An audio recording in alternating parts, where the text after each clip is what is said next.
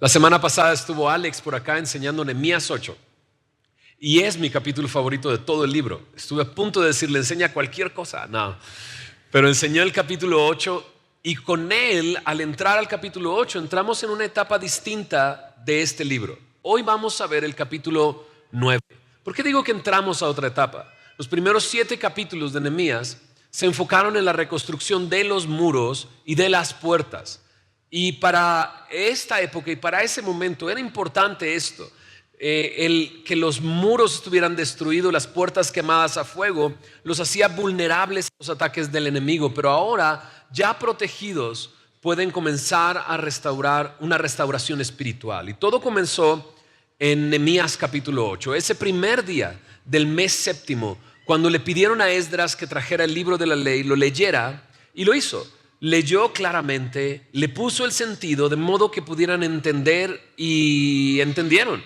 Recibieron la palabra como palabra de Dios y hubo una respuesta en las personas inmediata, llanto. Comenzaron a llorar, a expresar este arrepentimiento a través del llanto. Era tanto lo que estaba sucediendo que Esdras, el mismo Nehemías e incluso los levitas que estaban haciendo entender al pueblo, le decían al pueblo, dejen de llorar ya, dejen de llorar, es día de gozo, la fortaleza viene del Señor. Pero es que Dios estaba haciendo la obra. La tristeza que viene de Dios provoca arrepentimiento, de lo cual dice en 2 Corintios 7, no hay que arrepentirse porque Dios está haciendo una obra.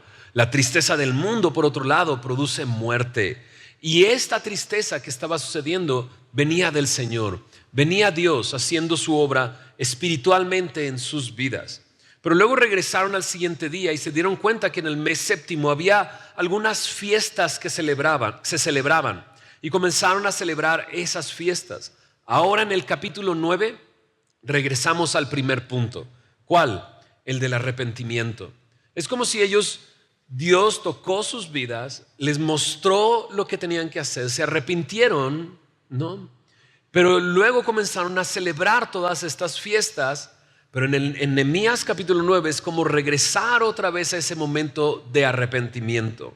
Los veremos en el capítulo 9 confesando quién es Dios y cómo ha sido con ellos, pero también confesando sus pecados y cómo ellos han respondido a la misericordia de Dios. Quisiera leer un versículo de este capítulo que creo es el eje de todo este capítulo, de esta oración que aparece en Nehemías 9 y es el versículo 31. Mira lo que dice Nehemías 9, versículo 31. Quisiera leerlo y después orar y pedirle al Señor que sea Él el que hable a nuestras vidas, transforme nuestras vidas. Dice Nehemías 9:31, mas por tus muchas misericordias no los consumiste, ni los desamparaste, porque eres Dios clemente y misericordioso.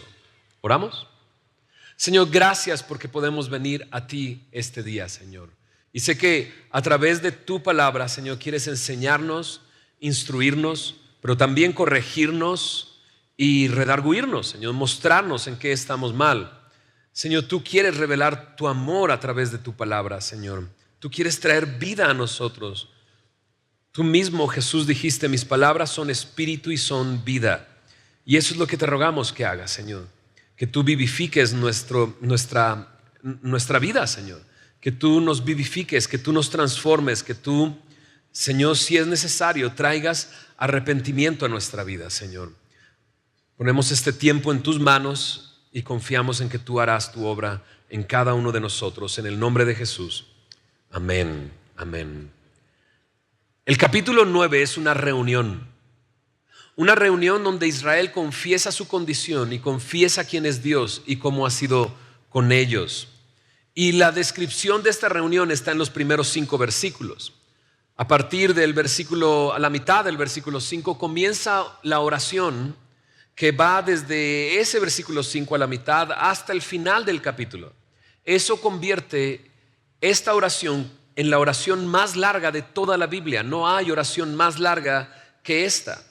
Pero durante su oración, lo que hacen los levitas, ahorita veremos, al orar esto, es recordar momentos en la historia de Israel. Es más, desde el principio.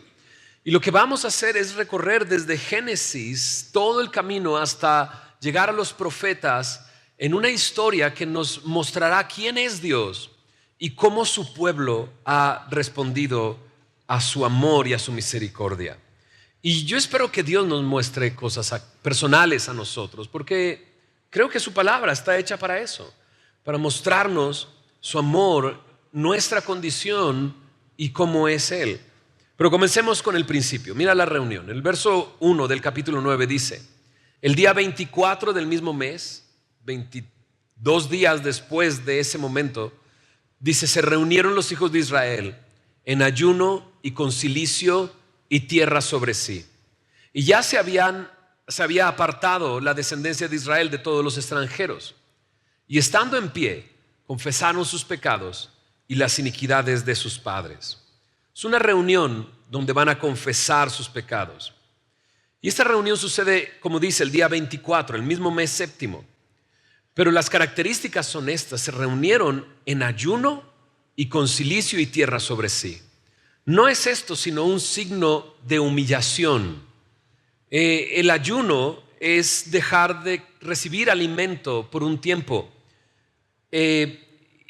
Y es una práctica que aparece en el Antiguo Testamento, pero que aun cuando no aparece como una ordenanza en el Nuevo Testamento, aparece implícito que se debe de hacer. El mismo Jesús dijo: cuando ayunes, no dice si acaso ayunas, sino cuando lo hagas, no seas como los escribas y fariseos que mudan su rostro y sufren y muestran que están ayunando a los demás. No, hazlo entre tú y yo. Eso es lo que Jesús está diciendo en Mateo en el Sermón del Monte. Pero piensa en esto: cuando alguien está en ayuno es porque le está dando importancia a algo por encima de lo que es importante. Porque comer es importante. ¿Estás de acuerdo? Dicen, no hables de comida en este momento. Pero comer es importante. Te da los nutrientes que necesitas para funcionar, la energía que requieres para poder funcionar y funcione tu cuerpo. Pero el hacer ayuno en ese momento es decirle a Dios: queremos estar contigo más que recibir alimento, más que lo importante que es el comer. Pero la otra acción es cilicio y tierra sobre sí. Y esto es identificarse con el polvo prácticamente. Tomar tierra y ponerla encima es como decirle a Dios: somos polvo, eso es lo que somos, no somos otra cosa más que polvo. Y sí, en el Antiguo Testamento varios hombres hablan así delante de Dios, diciendo: yo soy polvo, es lo único que soy delante de ti. Y bueno, en realidad somos polvo, eso es la verdad. Cuando nos muramos y nos cremen, si nos creman, lo único que nos van a entregar es una bolsita con cenizas, y eso es literalmente tierra, polvo. Eso es lo único que somos físicamente, eso es lo que somos, ¿no? Y dices: ay, qué así tan fuerte lo dijiste. Pues sí, a Adán y Eva Dios les dijo: cuando mueras del polvo eres y al polvo vas a regresar. O sea, todo lo que tiene el polvo lo tenemos nosotros, pero Dios nos ha dado vida. ¿Para qué? Esa es la pregunta. ¿Para qué? Si somos polvo, tenemos vida y tenemos entendimiento y tenemos un alma y tenemos un espíritu. ¿Por qué? ¿Para qué? ¿No? Ellos en este momento se humillan en ayuno y se identifican como polvo. Y lo que hacen es, después de apartarse de todos los extranjeros, esto es, dejar a un lado su relación con otros y acercarse a Dios. Es prácticamente eso. Estando en pie, dice, confesaron sus pecados. La palabra confesar es prácticamente ponerse de acuerdo con alguien, nada más. Eso es lo que significa confesar. Confesar pecados es ponerse de acuerdo con Dios acerca de qué es pecado. Si tú, Dios, dices que esto es pecado, al confesarlo le estoy diciendo a Dios: si tú dices que es pecado, para mí es pecado. Eso es prácticamente confesar. Y la Biblia habla de eso. De hecho, hay un salmo, el Salmo 32, donde David habla acerca de la confesión. En el Salmo 32, versículo 5 dice: mi pecado te declaré, no encubrí mi iniquidad. Dije: confesaré mis transgresiones a Jehová, y tú perdonaste la maldad de mi pecado. Este Salmo 32 comienza diciendo, David, que es bienaventurado aquel hombre al cual Dios no culpa de iniquidad, porque él se siente bienaventurado. Pero luego dice, mientras callé, mientras no confesé mi pecado, se envejecieron mis huesos. Le afectó físicamente a David el guardar silencio y no confesar su pecado. Pero cuando decidió hacerlo, lo que recibió de Dios fue perdón. Eso es lo que recibió. Recibió el ser bienaventurado, porque Dios no lo culpó de iniquidad. Eso es lo que hizo David.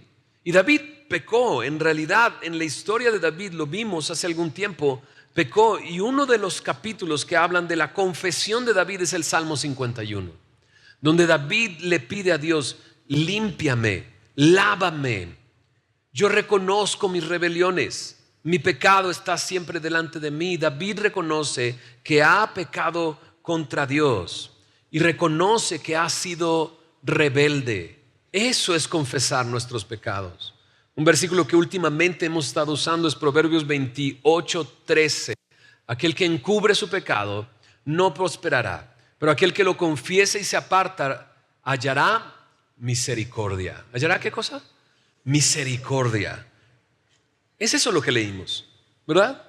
En el verso 31 de Nehemías 9, que dijimos es el eje de todo este capítulo, leímos, mas por tus muchas misericordias no los consumiste ni los desamparaste, porque eres Dios clemente y misericordioso. Cuando confesamos nuestros pecados y nos apartamos, recibimos misericordia. Y creo que no nos cansaremos de repetir este versículo. Lo hemos mencionado muchas veces. Primera de Juan, capítulo 1, verso 9. Si confiesas tus pecados, Él es fiel y justo para perdonar tus pecados y limpiarte de toda maldad. Confesar nuestros pecados es importante y esto lo está haciendo este pueblo. En ayuno, con tierra sobre sí, humillados, viniendo a confesar sus pecados, ¿no? Ahora estamos a punto de ver lo que este pueblo ha hecho. Y vamos a ver algo que hemos visto durante años. O sea, realmente este es un resumen de Génesis hasta los reyes y los profetas y hasta el exilio. Entonces, nos ha tomado ¿cuántos años verlo? Como 8 años, 9 años quizás. O sea que si llegaste la semana pasada, pues ya te ahorraste 9 años. No, no es cierto. Pero creo que muchos que hemos estado aquí durante todos esos 9 años, hemos visto una constante. Que el pueblo de Israel es rebelde. ¿Estás de acuerdo? Constantemente fallan. Constantemente. O sea, incluso hay libros que estudiamos donde cada semana fallaban. Dices, ¿a quién se parecen? Constantemente, cada mensaje que dábamos, ellos fallaban. Buscaban a Dios, se arrepentían, Él les respondía. Hemos visto a través de años de estudiar la palabra que el pueblo de Israel constantemente falla.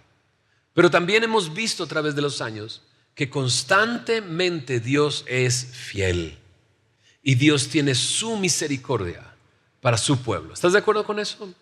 Pero creo que tenemos que personalizarlo un poco y pensar y ser honestos que nosotros personalmente constantemente fallamos. Lo hacemos. Esa es la verdad. O sea, Dios nos rescató y nos dio una nueva vida, ¿no es así? Y ya no pecamos como lo hacíamos antes. Definitivamente no, sin conocimiento, ¿no? Y con ventaja y deliberadamente. Pero seguimos pecando. No hacemos precisamente lo que Dios nos pide que hagamos. Nos ha pedido quizás perdonar a alguien y no lo hemos hecho. Nos ha pedido que le pidamos perdón a alguien y no lo hemos hecho. Nos ha pedido que amemos a los demás como nosotros mismos y fallamos, constantemente fallamos. Pero también en nuestra vida, personalmente, podemos darnos cuenta que constantemente Él es fiel y su misericordia es para nosotros constante. Es un Dios clemente y misericordioso. Y eso es lo que estamos a punto de ver. Mira lo que dicen los versículos 3 al 5. Puestos de pie en su lugar, leyeron el libro de la ley de Jehová, su Dios, la cuarta parte del día. Y la cuarta parte confesaron sus pecados y adoraron a Jehová, su Dios. Luego se levantaron sobre la grada de los levitas, Jesúa, Bani, Cadmiel, Sebanías, Buni, Serebías, Bani y Kenani, y clamaron en voz alta a Jehová, su Dios. Y dijeron los levitas, Jesúa, Cadmiel, Bani, Asabnías, Serebías, Odías, Sebanías y Petaías: levantaos, bendecid a Jehová vuestro Dios desde la eternidad hasta la eternidad, y bendígase el nombre tuyo, glorioso y alto, sobre toda bendición y alabanza. Puestos en pie, lo que hicieron fue por 3 horas, que esa es la cuarta parte del día, por 3 horas leyeron la ley de Jehová. Y si recuerdas, el primer día del mes estuvieron leyendo la palabra durante horas. Y dijimos, todo comienza en la palabra. Un avivamiento, una obra de Dios comienza en la palabra de Dios. De hecho, en Romanos 10:17 dice que, no es 10:17, pero en Romanos dice, o sí es 10:17, ya los distraje con eso, nada que ver. En Romanos dice, la fe viene por el oír y el oír por la palabra de Dios, ¿no? Entonces, todo comienza en la palabra de Dios. Y por 3 horas estuvieron leyendo la palabra, pero luego dice que por 3 horas estuvieron confesando su pecado y adorando a Jehová. ¡Qué increíble! Confesaron su pecado, su relación se restaura y adoran a Dios. Adoran a Dios. Y entonces nos describe qué es lo que sucedió. Los levitas se pusieron de pie y comenzaron a decir, a invitar a todos: levántense, bendigan a Jehová vuestro Dios, que es Dios desde la eternidad hasta la eternidad. Él es el Dios eterno, vamos a bendecirle. Pero a la mitad del versículo 5 comienza la oración. Si lo notas, dice: y bendígase el nombre tuyo, glorioso y alto, sobre toda bendición y alabanza. Ahí comienza la oración. Ahí es cuando comienzan, bendiciendo el nombre del Señor, diciéndole, dirigiéndose a Él: bendígase el nombre tuyo, glorioso y alto, sobre toda bendición y alabanza. Y entonces comienza la oración. En el versículo 6 empieza y se va desde el principio hasta el principio. Y como dije ya hace unos momentos, recorre la historia y veremos cómo poco a poco los levitas están recordando lo que nosotros hemos estado aprendiendo por años. Dice en el verso 6: tú solo eres Jehová, tú hiciste los cielos y los cielos de los cielos, con todo su ejército, la tierra y todo lo que está en ella, los mares y todo lo que hay en ellos, y tú vivificas todas estas cosas, y los ejércitos de los cielos te adoran. En este primer versículo, la oración se centra en la, ¿qué cosa? En la creación. Es como si fuéramos hasta Génesis 1 y 2, en el momento en que Dios creó todas las cosas. Y lo primero que hace es reconocer: tú solo eres Jehová, no hay otro como tú. Y le pone este carácter a Dios: tú eres santo, tú eres único, no hay otro como tú. ¿Por qué? Porque tú has creado todo. Todo lo que vemos y todo lo que no vemos ha sido creado por ti. Se enfoca en el cielo, la tierra, pero se enfoca incluso también en lo que hay en esto, en la tierra y lo que está en ella, en el mar y todo lo que hay en ellos. Todo tú lo has creado y con un propósito, y lo dice al final del versículo claramente: los ejércitos de los cielos te adoran. Todo Dios lo creó, tiene poder para crearlo, pero todo lo creó para que le adorara. Incluso los ejércitos de los cielos, dice aquí, le adoran. Y lo primero que hacen al confesar sus pecados es reconocer quién es Dios. Dios, tú eres el creador de todo. Y si tú eres el creador de todo, entonces tú eres el dueño de todo. A ti te pertenece todo. Y eso es interesante, que comience así la Biblia, que comience esta oración así. ¿Por qué? Porque el mundo en el que vivimos y la sociedad en la que vivimos, lo primero que ataca acerca de Dios es que Dios no existe. Es así de simple: Dios no existe. Y sabes, es la salida más fácil para el ser humano. Dios no existe, y si Dios no existe, entonces no hay un creador, no hay a quién serle responsables, a quién rendirle cuentas. No, o sea, no soy de nadie. Pero cuando reconocemos que Él es el creador, entonces somos de Él, le pertenecemos, porque Él nos hizo, Él nos ha hecho. Pero eso nos hace cuestionar una cosa: ¿vivimos haciendo el propósito por el cual fuimos creados? Porque al final del versículo dijimos, nos creó para su adoración. ¿Vivimos para adorarle? Y creo que todos los que estamos aquí, en un momento en nuestra vida, podríamos contestar esa pregunta diciendo, no, yo estoy viviendo mi vida como yo quiero. Es por eso que es sencillo y simple decir, Dios no existe, ¿no? Ahora es interesante, y diré esto, no lo dije en las otras reuniones, pero algunos podrían decir, pero pastor, o sea, la ciencia ha avanzado demasiado y hemos llegado a esa conclusión que Dios no existe. No, no es cierto, la ciencia no ha llegado a nada de eso. Y si tú crees eso, entonces estás en un engaño. La ciencia no ha llegado a ese punto. La ciencia no ha demostrado que Dios no existe, es así de simple. La ciencia no ha llegado ahí. La ciencia donde ha llegado, mientras más se mete y más profundo en microorganismos y todavía a nivel microcelular, es que todo está acomodado como si hubiera sido diseñado, como si alguien lo hubiera hecho. Pero como no quieren reconocer que Dios existe, entonces dicen, no, pues una partícula de otro lado llegó y se expandió aquí y creó todas las cosas. ¿Y quién mandó la partícula? Y todos, no sabemos.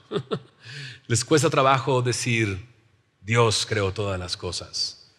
Y dices, bueno, en el Salmo 14 comienza diciendo, dice el necio en su corazón, Dios no existe. Entonces ellos están diciendo algo en el siglo, ¿cuál siglo estamos? 21. En el siglo 21 están diciendo algo que se escribió más de 20 siglos atrás. ¿Por quién? Por un necio. Porque el necio dice en su corazón, no existe Dios. Y creo que ahí comienzan algunos problemas en nuestra vida. Nuestra necedad de no reconocer que Dios existe, que Dios nos creó y que somos de Él y le pertenecemos a Él. Lo que hacen los levitas es irse hasta Génesis 1 y 2, pero luego continúan. Mira lo que dice el verso 7. En el verso 7 dice, tú eres, oh Jehová, el Dios que escogiste a Abraham y lo sacaste de Ur de los Caldeos y le pusiste el nombre Abraham y hallaste fiel su corazón delante de ti. E hiciste pacto con él para darle la tierra del cananeo, del eteo, del amorreo, del fereceo, del jebuseo y del gergeseo, para darle a su descendencia, y cumpliste tu palabra porque eres justo. Estos dos versículos resumen la vida de Abraham. En Génesis está a partir del capítulo 12 hasta el capítulo 18, 19, donde Abraham aparece. Y la historia de Abraham es una historia de gracia. Y lo vemos inmediatamente, como lo describe aquí. O sea, fue Dios el que escogió a Abraham. Abraham no escogió a Dios. Es Dios el que lo escogió, y lo escogió de un lugar completamente inaudito, de Ur de los Caldeos. ¿Por qué digo de Ur de los Caldeos? Porque Abraham en esa región adoraba a otros dioses. Ni siquiera estaba buscando a Dios, adoraba a otros dioses y Dios simplemente lo escogió. Y si buscamos una respuesta, ¿por qué lo escogió? La única respuesta que encontramos es por su gracia, porque Él así lo quiso, porque Él lo escogió y lo transformó de Abraham a Abraham. Y de esa manera le estaba dando una promesa: yo de ti voy a ser una nación grande, tus hijos serán como las estrellas de los cielos, como la arena del mar. Pero la esposa de Abraham era estéril y no podía tener hijos. Pero Abraham le creyó a Dios. Y una de las frases que más recordamos de la historia de Abraham, que debe de estar en nuestra mente cuando pensamos en Abraham, es esta: Abraham creyó a Dios y le fue contado por justicia. Es a partir de ahí que Pablo en el Nuevo Testamento entonces toma a Abraham como ejemplo para todos nosotros. Porque resulta que Abraham no es judío. Abraham vive en Ur de los Caldeos. Y muchos de nosotros pues, no somos judíos y vivimos pues, en la Ciudad de México.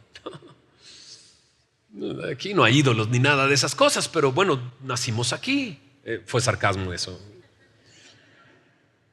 Y Dios nos escogió en el lugar más inaudito.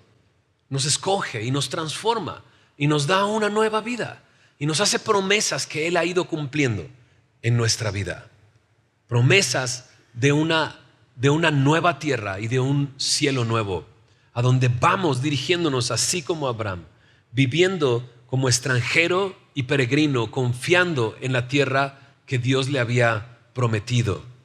Es Dios.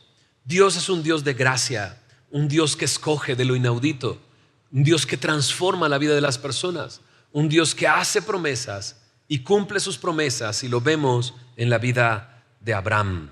Ahí están los levitas, recordando quién es Dios y cómo Dios fue con Abraham. Y continúa la historia. Ya avanzamos por Génesis, y aquí en la siguiente porción se va hasta el siguiente libro después de Génesis, que es, ¿cuál? Éxodo, ¿verdad? Mira lo que dice el versículo 9 al 14.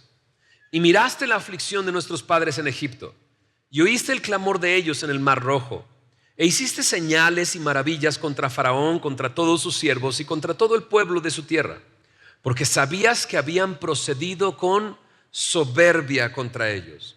Y te hiciste nombre grande como en este día. Dividiste el mar delante de ellos y pasaron por medio de él en seco. Y a sus perseguidores echaste en las profundidades como una piedra en profundas aguas. Con columna de nube los guiaste de día y con columna de fuego de noche, para alumbrarles el camino por donde habían de ir. Y sobre el monte de Sinaí descendiste y hablaste con ellos desde el cielo, y les diste juicios rectos, leyes verdaderas y estatutos y mandamientos buenos. Y les ordenaste el día de reposo santo para ti, y por mano de Moisés tu siervo les prescribiste mandamientos, estatutos y la ley. En esta porción se resume el Éxodo, no completamente, veremos en unos momentos que se extiende un poco más adelante, pero se enfoca en lo que significa el Éxodo, la salida de Egipto, cuando el pueblo fue redimido de la esclavitud. Y es que ese Abraham en Génesis tiene un hijo que se llama Isaac, y ese Isaac tiene dos hijos, Esaú y Jacob tiene 12 hijos, de donde vienen todas las tribus de Israel, porque Dios le cambió el nombre de Jacob a Israel. Y esas 12 tribus de Israel llegaron a Egipto. Esos 12 hijos con sus hijos llegaron a Egipto, porque al final del libro de Génesis, José es el que está como primer ministro en Egipto, salvando al mundo entero de una hambre que hubo en ese momento. Y de esa manera salva a toda su familia y llegan a Egipto. Y ahí es donde Dios comienza a hacer su obra y comienza a cumplir la promesa que le hizo a Abraham, que le iba a hacer una gran nación. En Egipto es el lugar donde se gesta el pueblo de Israel. Es ahí cuando llegaron como 70, pero después de años de estar ahí, 400 años, ahí salen de ahí cerca de 2 millones de personas. Una gran nación. Es por eso que en el Éxodo el faraón se empieza a cuestionar. Estos hebreos son tan numerosos que si un enemigo viene contra nosotros, se van a unir ellos a nuestros enemigos y pues fuimos, ¿verdad? Se acabó nuestro imperio y entonces comienza a esclavizarles, a tratarles como esclavos, les ordena construir edificios y empieza a poner su mano dura sobre el pueblo de Israel. Y es ahí donde comienza esta porción. Dios vio la aflicción en Egipto y oyó el clamor de ellos. Y Dios los rescata. En unas cuantas frases resume las plagas que Dios trajo a Egipto para tratar con Faraón y sus dioses y sacar a su pueblo. Y salieron de ahí y llegaron al Mar Rojo. Estaban encerrados y Dios hace lo imposible posible. Dios abre el mar en dos y pasan por tierra seca y son librados de sus enemigos. Cuando cruzan, llegan al monte Sinaí y es ahí donde Dios les habla. Eso es increíble. Dios está haciendo su obra y los levitas están recordando todo esto. Dios nos creó, pero Dios escogió a Abraham y luego Dios nos dio libertad de Egipto y nos redimió y nos sacó de ahí con mano poderosa. Me llama la atención 2 cosas en este relato. Número 1, dice que Faraón y el pueblo egipcio procedió con soberbia contra ellos. Quiero que guardes esa palabra, soberbia. porque procedió con soberbia contra el pueblo. Y otra cosa es esta: se hizo un nombre grande. Ahí en nuestra Biblia dice: te hiciste nombre grande como en este día. La traducción correcta sería: te hiciste nombre grande hasta nuestros días.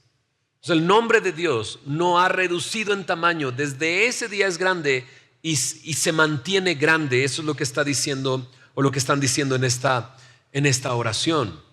Y entonces Dios los empieza a guiar.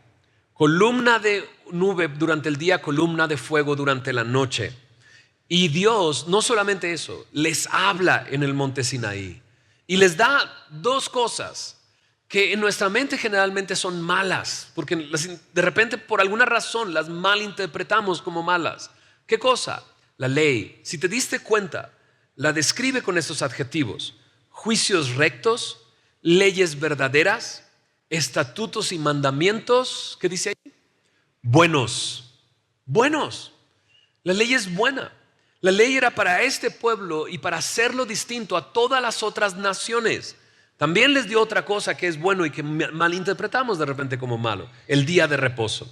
¿Por qué lo hacemos así? Porque en el Nuevo Testamento Jesús sana a un hombre en el día de reposo y entonces los fariseos se levantan: no puedes hacer eso. Y de repente el día de reposo lo vemos como toda esta serie de reglamentos, de cosas que no debes de hacer en el día de reposo. Pero el día de reposo era una bendición. Era una bendición. O sea, no solamente Dios les dio un día para descansar, para reposar, para no trabajar. No solamente se los dio, sino se los ordenó. ¿Te imaginas que alguien llegue contigo: te mando que un día descanses? Dices: eso es lo que quiero, es lo que he esperado, eso es bueno. ¿Y qué voy a hacer en este día? Es más, no sé si te pasa a ti, a mí me pasa. Cuando algunas veces vamos de vacaciones o tomamos un par de días y no hacer nada, me pongo mal. O sea, siento que estoy haciendo algo malo. Es decir, no, tengo que estar trabajando, tengo que hacer algo. No puedo descansar así nada más. ¿Te ha pasado eso? ¿Te imaginas que no te sintieras mal por no trabajar? Que no te sintieras mal por no hacer nada, porque Dios te mandó que no hagas nada. ¿Y qué voy a hacer, Dios? Estar con tu familia. Órale. ¿Y qué más vas a hacer? Meditar en mí, nada más. Hablar de mí y hablarle a tus hijos de mí. ¡Qué increíble día! Esas dos cosas Dios se las dio a este pueblo, increíbles, en ese momento, en este tiempo. Todo esto está en el Éxodo. Y estás viendo cómo es Dios. Dios los creó. Dios escogió a Abraham por pura gracia. Dios lo rescató de Egipto, pero no solamente lo rescató de Egipto, les habló, se relacionó con ellos, les dio cosas que son buenas, los libró de los enemigos que habían tratado con ellos con soberbia. Continuemos. Mira lo que sucede en el verso 15.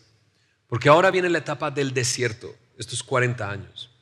Verso 15 dice: les diste pan del cielo en su hambre, y en su sed les sacaste aguas de la peña, y les dijiste que entrasen a poseer la tierra, por la cual alzaste tu mano y juraste que se la darías. Mas ellos, nuestros padres, fueron soberbios. ¿Te acuerdas que te dije que guardaras esa palabra? Soberbios. Y endurecieron su cerviz y no escucharon tus mandamientos. No quisieron oír, ni se acordaron de tus maravillas que habías hecho con ellos. Antes endurecieron su cerviz y en su rebelión pensaron poner caudillo para volverse a su servidumbre. Pero, me encantan los peros, pero tú eres Dios que perdonas, clemente y piadoso, tardo para la ira y grande en misericordia, porque no los abandonaste. Además, cuando hicieron para sí becerro de fundición y dijeron: este es tu Dios que te hizo subir de Egipto, y cometieron grandes abominaciones, tú con todo, por tus muchas, ¿qué dice? Misericordias, no los abandonaste en el desierto. La columna de nube no se apartó de ellos de día para guiarlos por el camino, ni de noche la columna de fuego para alumbrarles el camino por el cual habían de ir. Y enviaste tu buen espíritu para enseñarles, y no retiraste tu maná de su boca, y agua les diste para su sed. Los sustentaste 40 años en el desierto. De ninguna cosa tuvieron necesidad. Sus vestidos no se envejecieron, ni se hincharon sus pies. Ok. Esto me habla del tiempo del desierto. Comienza el tiempo del desierto y Dios les provee. alimento y agua. ¿Te acuerdas? Ellos se quejaron de que no había alimento, se quejaron de que no había agua y Dios les sostuvo y les proveyó. Pero no tardó mucho en que ellos fueron soberbios.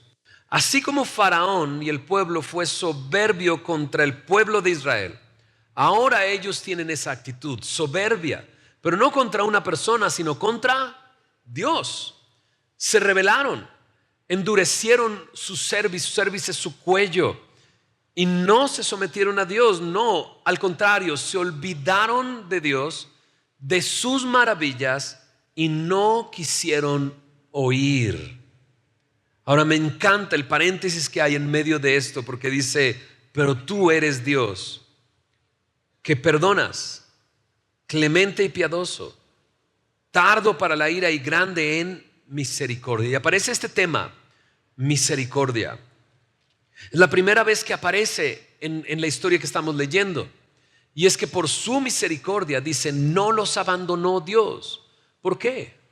Porque Dios le hizo una promesa a Abraham, que haría una gran nación de él y que los llevaría a la tierra prometida, tierra que le había prometido a Abraham. Y está cumpliendo esa promesa. Pero en medio de todo eso, ellos son soberbios, se rebelan, no quieren escuchar. Incluso llegaron a fundir oro y hacer un becerro y presentarlo delante de toda la congregación diciendo, este es tu Dios que te sacó de Egipto. Por eso dice, hicieron muchas abominaciones, muchas abominaciones. Y eso es muy interesante en este punto. ¿Por qué? La Biblia dice que los ídolos no son nada. De hecho, que los ídolos, las estatuas, tienen boca pero no hablan, tienen oídos pero no escuchan, tienen pies pero no caminan, los tienen que cargar de aquí a allá. Pero en ese mismo salmo dice que los hacen son iguales a ellos. Y de repente ves la descripción aquí y te das cuenta que son iguales al becerro que hicieron.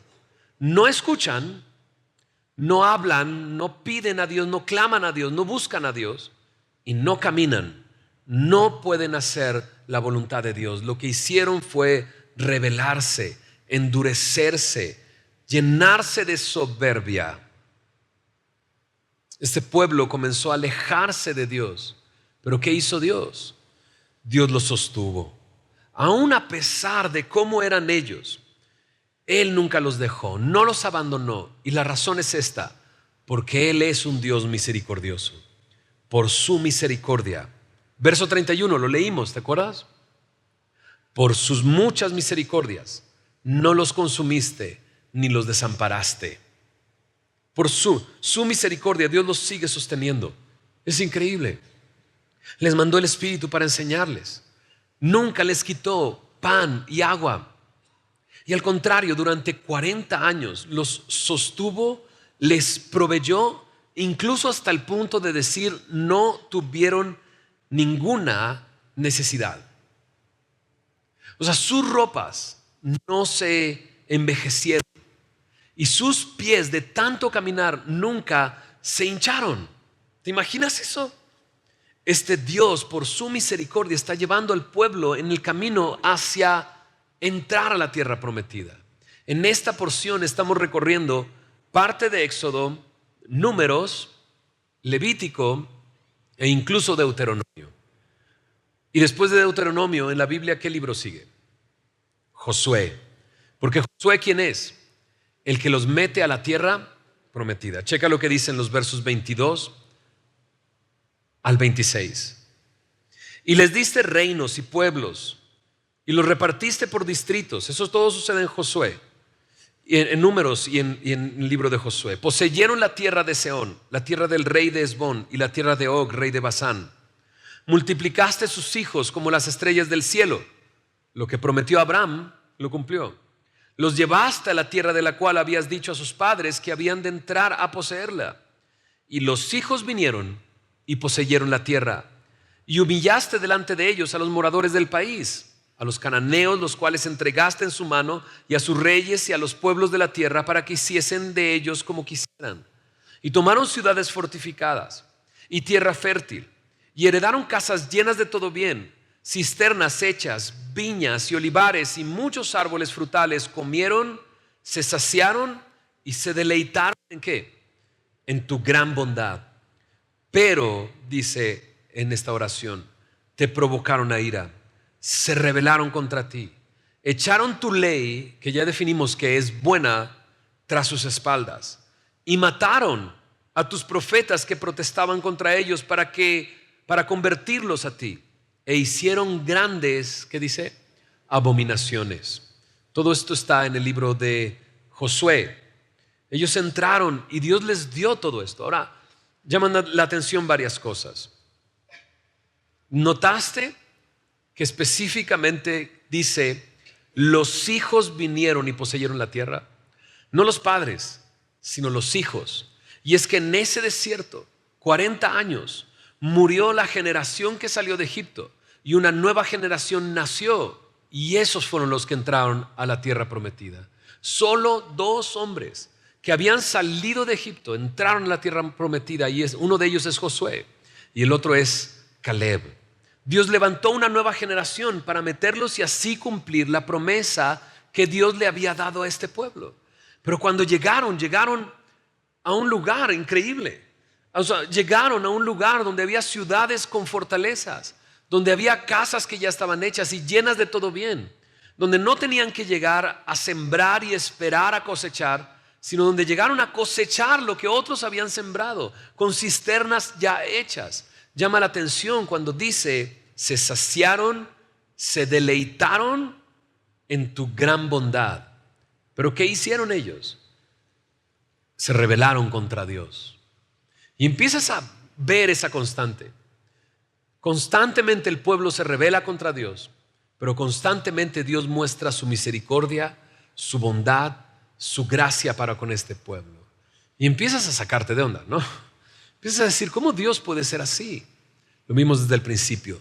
Tú solo eres Jehová, no hay otro como tú.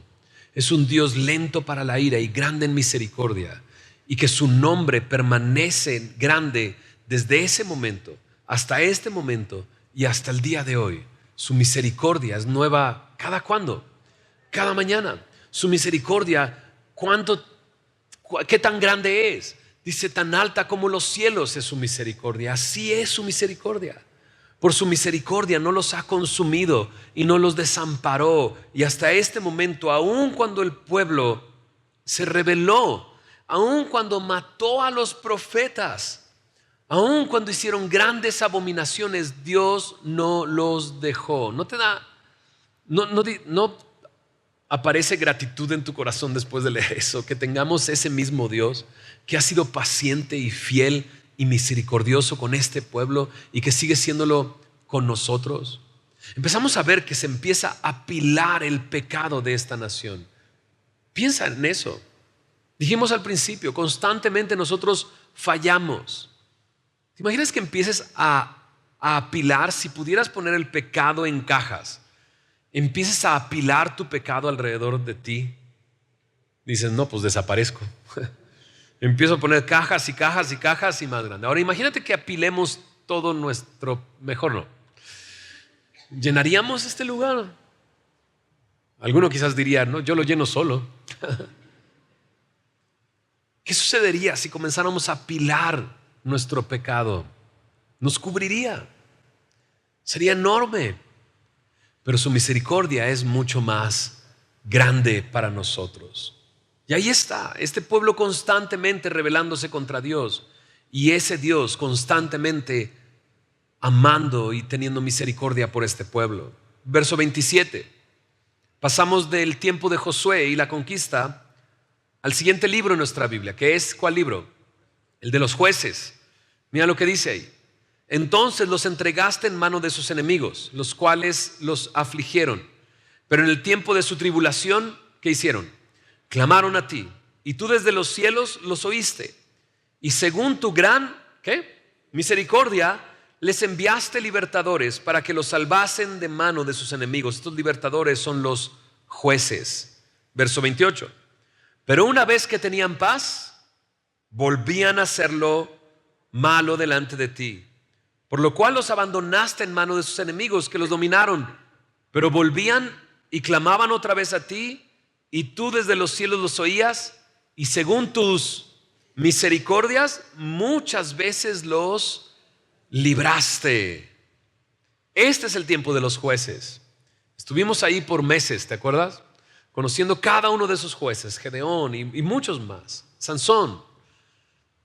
Jueces que Dios levantaba en diferentes regiones de Israel para librarlos localmente de la opresión de los enemigos. Dios permitía que los enemigos los invadieran, los dominaran, clamaban a Dios, Dios levantaba un juez, los traía a libertad. Pero no pasaba mucho tiempo en que ellos tenían paz y volvían a hacer lo malo, y Dios volvía a hacer lo mismo, y por años vivieron de esa manera, sin ningún gobierno, sin nadie que los gobernara.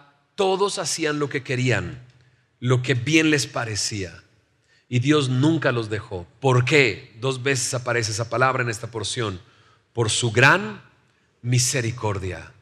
Por su misericordia no los consumiste, por sus muchas misericordias no los desamparaste. El tiempo de los jueces pasa y continúa el siguiente tiempo, tiempo de reyes, pero también dominado por profetas que venían con esos reyes a hablarles. Mira lo que dice el verso 29 al 30. Les amonestaste a que se volvieran a tu ley, mas ellos se llenaron de soberbia y no oyeron tus mandamientos, sino que pecaron contra tus juicios, los cuales si el hombre hiciere, en ellos vivirá. La ley es buena. Se rebelaron, endurecieron su cerviz y no escucharon. Les soportaste por muchos años, les testificaste con tu espíritu por medio de tus profetas, pero, ¿qué dice? No escucharon, por lo cual los entregaste en mano de los pueblos de la tierra. Y hasta ese punto llega el momento en que, pasando los profetas, el reino de Asiria viene y se los lleva. Y luego, años después, viene Nabucodonosor, rey de Babilonia, y Babilonia los toma y se los lleva, y comienza el tiempo del exilio. Justo después de este momento, los profetas, a los cuales ellos no escucharon. Dios mandó esos profetas para que se convirtieran, para que regresaran, pero ellos se rebelaron y siguieron en su pecado, por lo cual Dios entonces permite que Asiria y Babilonia vengan y se los lleven. Y ahora estamos en el libro de Nehemías, cuando de Babilonia regresaron, ahora llamado el reino persa, regresaron a reconstruir los muros y las puertas, y estamos justo en ese momento.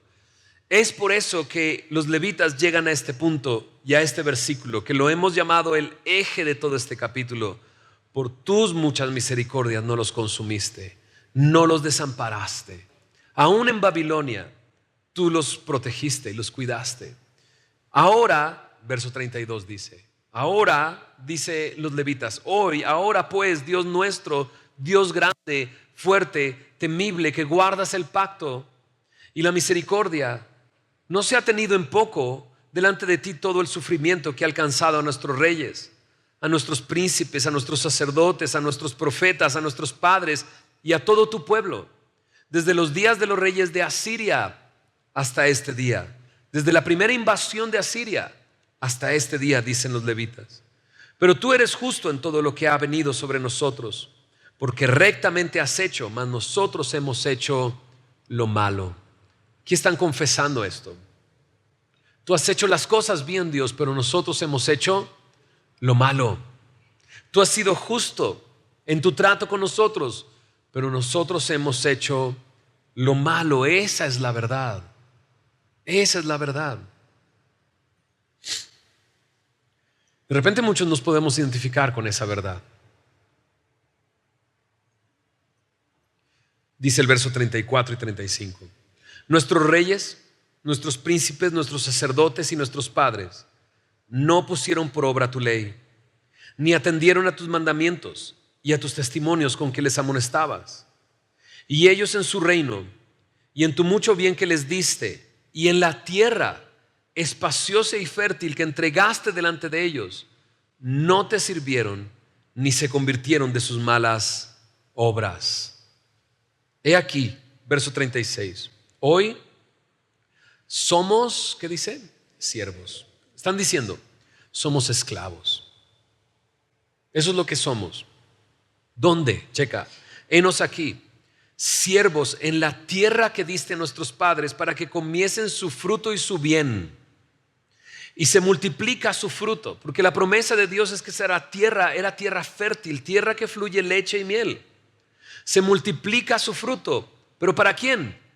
Para los reyes que has puesto sobre nosotros por nuestros pecados, quienes se enseñorean sobre nuestros cuerpos y sobre nuestros ganados, conforme a su voluntad, y estamos en grande angustia.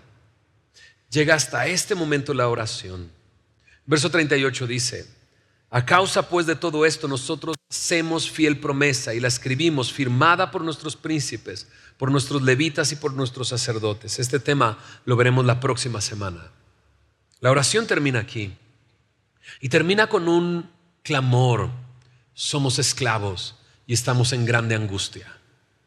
Y nos hace recordar Egipto, donde clamaron a Dios y donde estaban envueltos en gran tribulación y en grande angustia, justo en ese momento. Pero aquí hay una gran diferencia. No están en Egipto. Están en la tierra que Dios prometió para ellos. Están en esa tierra que Dios les entregó a ellos. Pero en esa tierra están esclavos. En esa tierra no tienen libertad y claman a Dios. Estamos en grande angustia. ¿Qué pasaría si apilamos todo nuestro pecado? ¿Qué pasaría si comenzáramos a contar toda nuestra historia? Porque si volteamos a ver atrás en nuestra propia historia, en cada una de nuestras historias, podemos ver que Dios ha sido bueno, muy bueno. Que Dios ha sido misericordioso con nosotros. Que su misericordia ha estado constantemente en nuestra vida. Que nos ha hecho bien. Que nos ha rodeado de bendiciones, muy a pesar de nuestra rebeldía y muy a pesar de nuestro pecado. De repente estamos adorando a otros dioses y nos convertimos como en esos dioses y no escuchamos y sentimos que no podemos orar y mucho menos caminamos en su voluntad. Porque como esos dioses que no hablan, no escuchan y no caminan, así somos nosotros. Pero Dios ha sido fiel y Dios mantiene su misericordia para nosotros. ¿Alguna vez no te has preguntado por qué no me consume Dios ya en este momento? O sea, soy tan necio y tan terco y no me ha consumido. ¿Por qué no me ha consumido? Podría hacerlo, ¿no? O sea, Él tiene en su mano la vida de todo ser viviente, en su mano. ¿Por qué no termina con todo? ¿Por qué no termina conmigo? Y la respuesta la tenemos aquí. Por su misericordia. Su misericordia sería como una capa que nos cubre y que mantiene la ira de Dios lejos de nosotros. ¿Por qué? Porque nos ama. Porque quería que llegara este momento. ¿Por qué no acabó con ese pueblo? ¿Por qué los trajo de regreso? ¿Por qué están ahora ahí? ¿Por qué Dios movió el corazón de Ciro, el rey de Persia, para que regresaran a reconstruir el templo? ¿Por qué Nehemías fue tan sensible a la necesidad de este pueblo? Hizo todo orando por meses para venir y reconstruir los muros. ¿Por qué Esdras está ahí? ¿Por qué están leyendo la palabra y por qué está llegando todo esto a sus vidas? Y es lo mismo que nos podemos hacer, la misma pregunta nosotros aquí. ¿Por qué estamos aquí? ¿Por qué estamos en esta iglesia? ¿Y por qué estamos leyendo esto? ¿Y por qué Dios sigue manifestando su gracia y su misericordia en mi vida? ¿Por qué no me consume si soy como soy?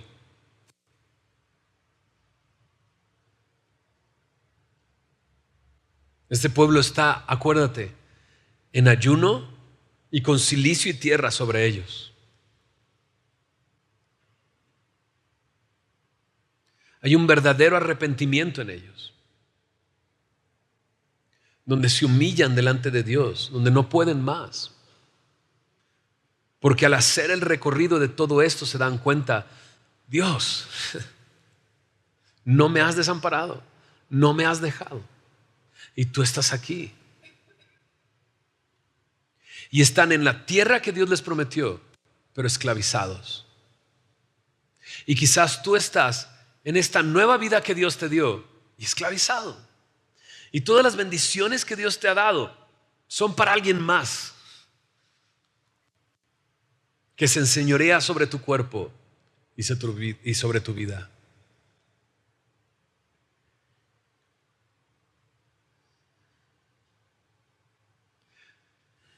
Y estás en esta nueva vida y estás lleno de soberbia y lleno de envidias y llenos de mundo. Queriendo y deseando cosas y haciendo a un lado todas las bendiciones que Dios te ha dado. Y trabajas y te cansas y recibes todo y todo se te va. Y dices, ¿dónde está? Todo pagando cosas que ya no sirven, que ya no tienes, y todo por soberbia y todo por... Y aquí estás, esclavo en esa nueva vida, y dices, no puede ser, Señor, no puede ser que me hayas traído una nueva vida y esté aquí y esté así. ¿Y qué será? ¿Podrá Dios escuchar nuestro clamor? ¿Podrá Dios escuchar nuestra angustia y nuestro dolor? ¿Podrá Dios responder si venimos a Él y le decimos, Señor, rescátame, sálvame? No puedo seguir viviendo así. ¿Será posible que Dios pueda hacerlo? Entonces volteamos hacia atrás y vemos nuestro pecado y lo apilamos y decimos, qué vergüenza, Señor, estar delante de ti viendo todo esto. Pero su misericordia es mucho más grande y te tiene aquí por un propósito. No te ha consumido por algo, porque Dios quería decirte esto: te sigo amando y lo que hice lo hice por ti.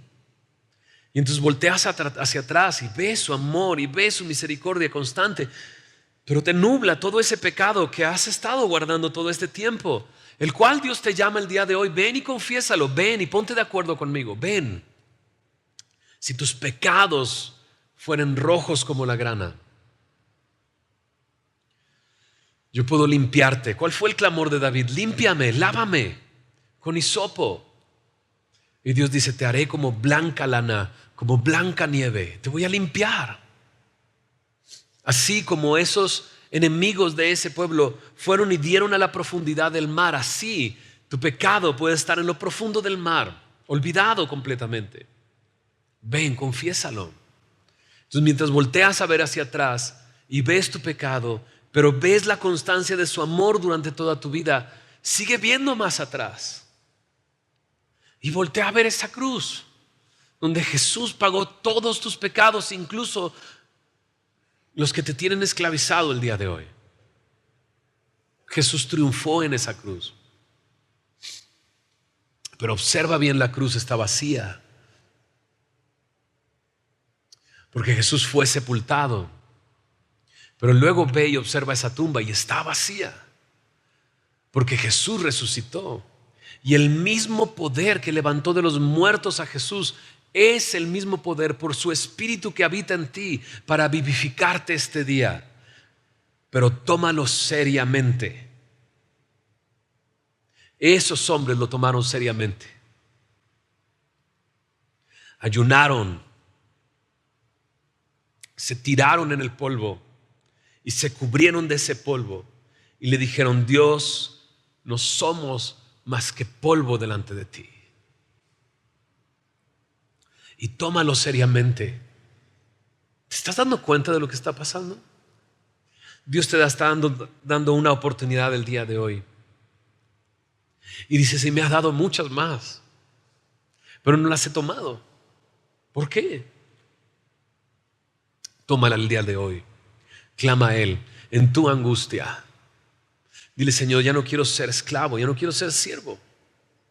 En esta nueva vida que tú me has dado, yo quiero recibir de ti todo ese amor y toda esa paz y todo ese gozo que tienes para mí. Lees esos versículos y dices, pero ¿por qué no tengo eso? Sus promesas son ciertas o no. Él no se equivoca o no. Él no es el que constantemente falla. Él es el que constantemente es fiel. Y entonces, postrémonos ante Él y digámosle, Señor, no puedo más. Necesito de ti. ¿Para clase de historia tenemos hoy, verdad? Señor, tú conoces cada una de nuestras historias. Y esta solamente ha sido un reflejo en tu espejo, que es tu palabra, Señor, para vernos a nosotros mismos y darnos cuenta que tú has sido fiel, que tu misericordia se mantiene, que tu nombre sigue siendo grande, Señor, desde ese momento en que abriste el mar, Señor, hiciste lo imposible. Tu nombre sigue siendo grande, Señor. Ahí cuando estaban estos hombres haciendo esta oración, tomándolo seriamente, cubiertos de polvo, Señor, en ayuno, tu nombre era grande en ese momento. Pero tu nombre sigue siendo grande el día de hoy. Tú quieres traer libertad a nosotros. Tú quieres librarnos de la esclavitud, Señor. Tú quieres que nos demos cuenta que tu misericordia no se ha apartado de nuestras vidas, que tu misericordia es nueva cada mañana y que es tan grande como los cielos. Y tú quieres manifestar esa misericordia en nuestras vidas, aun a pesar de lo que somos. Señor, nos identificamos tanto, Señor. Nos has dado tanto. Nos has rodeado de tu favor y de tu gracia, Señor, constantemente. Y nosotros siempre nos rebelamos contra ti, Señor.